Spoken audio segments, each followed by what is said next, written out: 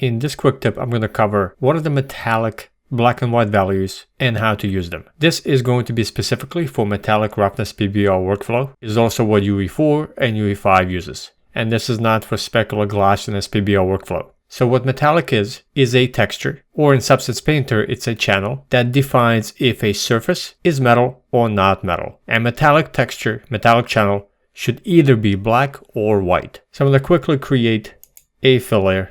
And right down here on the bottom, we have all available channels we are currently using: color, height, roughness, metal, and normal. And for metal channel, if you scroll down, you will have metallic property here, which is defined by black or white. So our black value of 0 is not metallic. This means that this surface right now is not metal. And actually, let me change color to something else.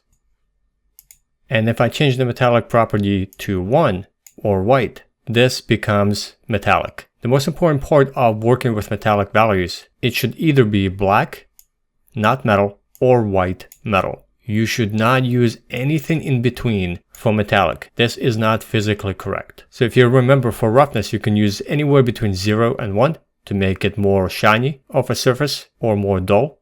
But for metallic, it's very important that you either turn this on or turn this off. And it should not be grayscale in between.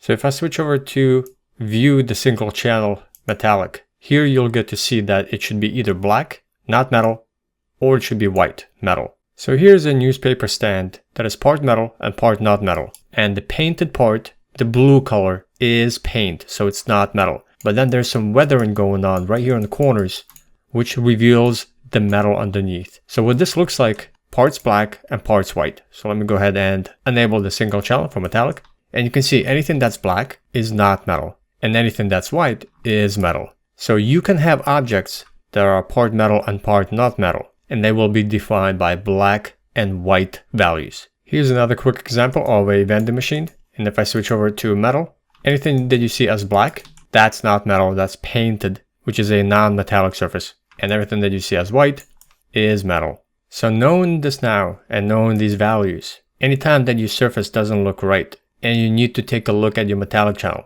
you will be able to track down problems by knowing that black is not metal, white is metal, and it should not be grayscale in between. And really quick, ignore the front glass portion here. This surface defines opacity. And if I come back to the previous plane, a flat surface with a fill layer, if I create a new paint layer and disable every channel except for metallic, I can manually paint metal and non-metal into my surface onto my plane by setting it to 0, which is not metal, which is what we currently have. And if I want to paint portions of it to be metal, I would need to change it to white to 1, and I can paint parts of this surface, parts of this plane, and define them as metallic. Of course, you're not going to be manually painting this because you'll be using different effects and smart materials to create weathered surfaces to reveal the metallic parts. But knowing what's black and what's white and which ones define metal and which define non-metal is very important, and now you know what they are.